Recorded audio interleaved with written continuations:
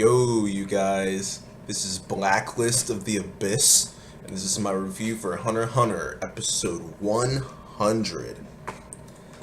Now, this milestone of an episode starts off with Knuckle and Shoot.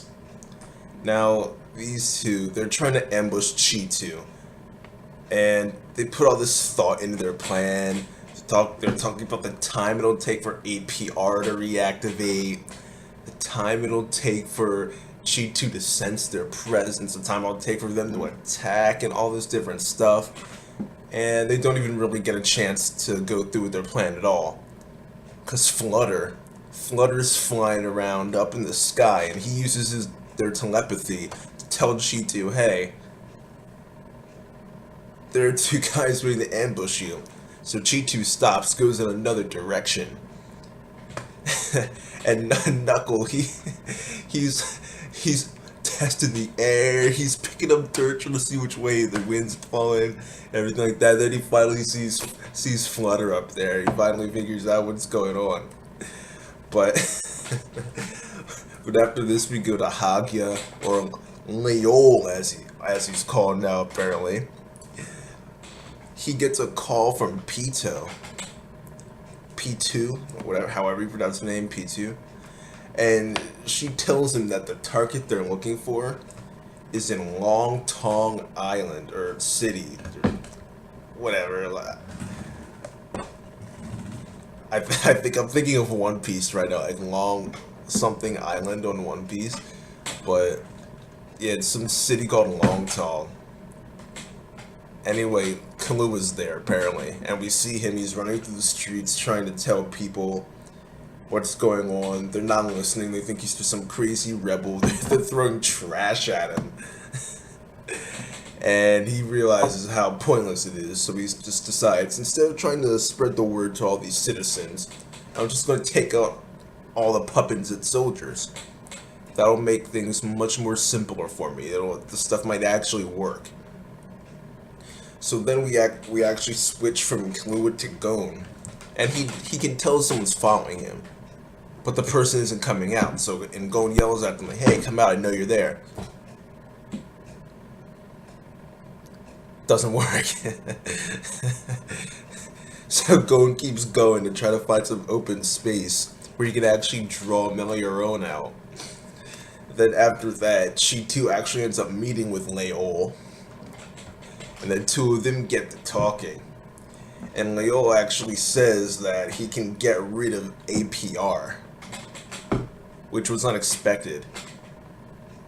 Personally, I didn't see that coming at all. So I guess when he was at the palace, he learned some type of Nen. I guess that's what Shawapoof taught him, because he mentions that he learned some new power in 3 days, so it must have been Nen.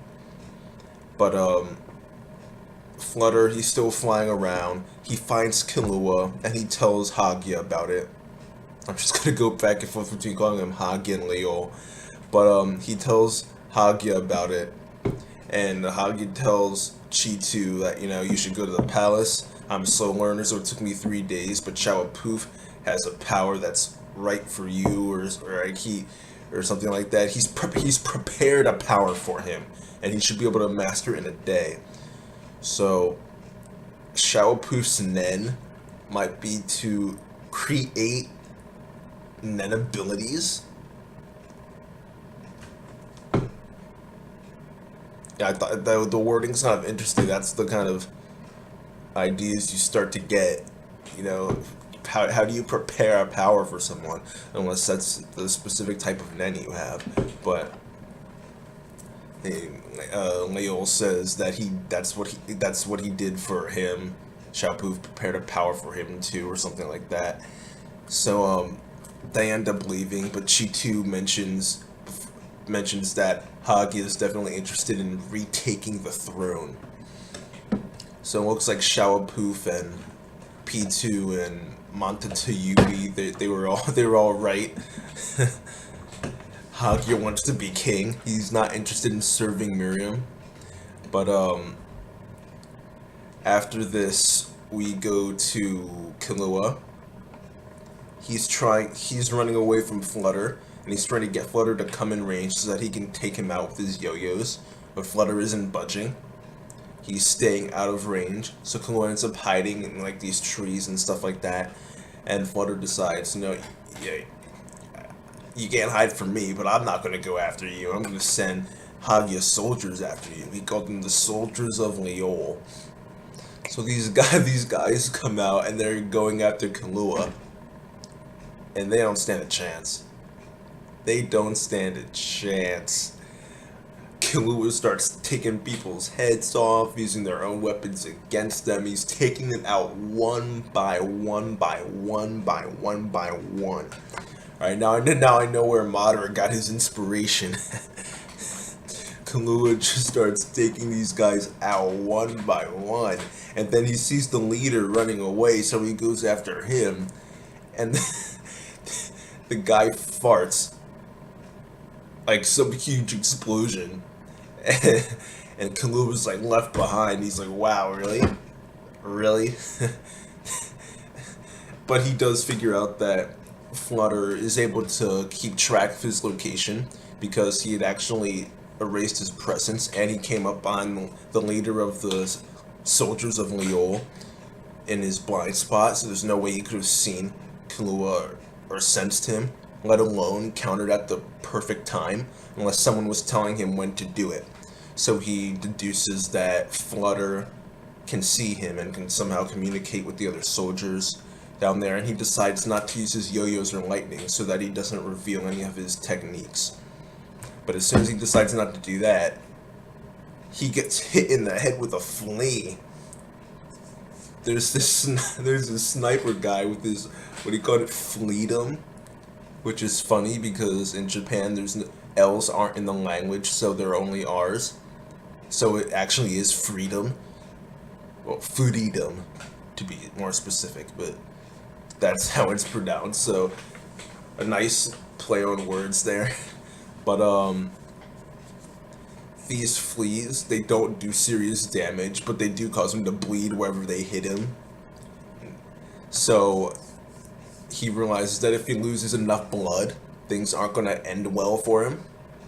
So he sits there, he activates his Nen, and he tries to sense where the next time a flea goes by him, he tries to sense the trajectory and find the sniper, which he does. I thought it was pretty funny the way they did it, though. They were describing, Killua, and he was going to use his aura, pretty much like Law's room. As soon as it enters, the flea enters his aura, he would sense it, and then he'd use his superhuman reflexes to dodge it at the last second. But Killua, he doesn't dodge it. It's like they're building this moment up, and then they just turn it around, and they're just like, nope, that's the exact opposite of what happened. So I found that pretty funny. But he finds out where the sniper is, and then we also learn about Flutter's super eye and how he can view a target from multiple angles. So that was kind of cool. We switch back to Gon for a little bit. He's in this desert, and Meliorone finally reveals himself. His name is Jail, but Meliorone is, I guess, his new name, kind of like how Hagia became Leol. I think those two are the only ones who changed their names. I'm not sure, but it's really not that big of a deal. Meliorone says that he wants Gon to become his partner. We don't know partner in what exactly. He probably wants to defeat the king, since he said that Gon would be a valuable partner to him. And then after that, he says, "You're trying to defeat the king, right?" So I would assume it's his goal to defeat the king as well. I don't really know why, but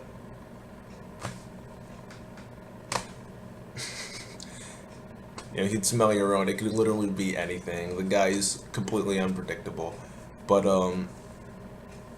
it's Gon thinks that Meliorone wants to fight. He's just not listening at all. Then Meliorone tries to tell him, no, I'm not here to fight. Alright? And then this time, for some reason, Gon instantly believes him. And even Meliorone's caught by surprise. So wait, you actually believe that? He was going on and on, like the way he would have. That's pretty much that typical shonen cliche where you keep on talking as if someone said answered the way you thought they would, and then after you've been talking for a while, you realize that they actually didn't answer the way that you thought they would. So that was kind of funny a little bit. Um, After that, Killua arrives where the sniper is, and the sniper runs off. Killua chases after him.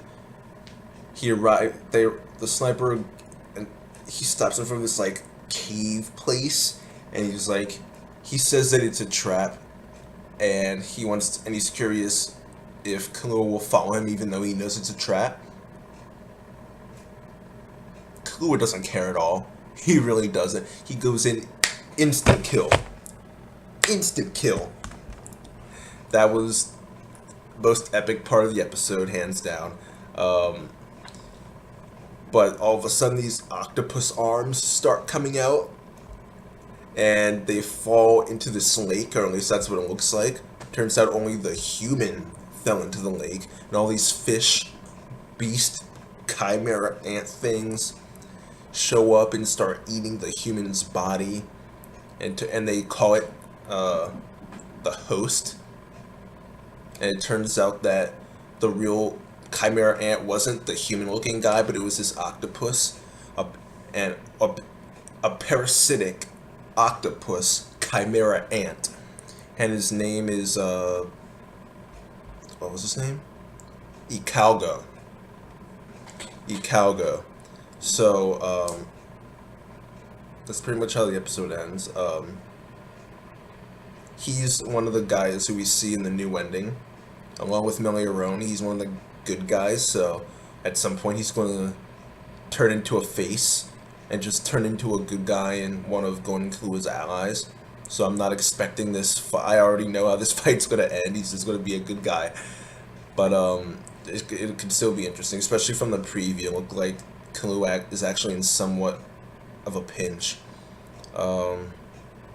Also, another thing about the ending, there's this kid with white hair that's always popping up whenever Miriam shows up, either right before or right after Miriam shows up. This kid with white hair shows up, and it got me thinking, maybe that kid is Gyro. Gyro being the guy who led the underground in NGL. Because, I mean, I guess it's technically not, I don't think it's been confirmed legitimately, but pretty much everyone knows that Gyro is the human that was used to make Miriam. Like how Colt was made from the two kids, Miriam was made by Gyro. The queen ate Gyro, and then Miriam, yeah. Yeah, so I'm thinking that kid with white hair in the ending is Gyro. But just a hypothesis. Also, one other thing. Where's Hina? Hina is the third member of Hagia's group. The girl with that, hat thing and, the flappy ears. Where's she? What's she doing right now? It's hard to believe that only Hagia and Flutter left the palace to do this job. She has to be doing something. I'm just curious as to where she is. But that's it for the episode, really. The rest of this is just speculation. But I guess I'll give this episode an 8.5 out of 10. I thought it was a little better than good, but not quite great. There were scenes like the ones involving Golem that were okay. There were some scenes that were really enjoyable, like Killua and the instant kill for the human host that Icalgo had, along with Killua taking out those soldiers left and right. Yeah, overall, I'd say it was an almost great episode, so 8.5 out of 10. Finally, now that I got my Magi review out earlier, I'm finally caught up, so no more double reviews.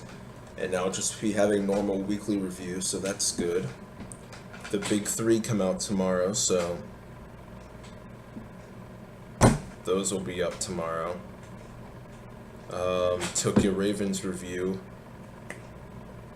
I'm gonna record it right after this, so that'll be up soon. And that's it. I'll see you guys later.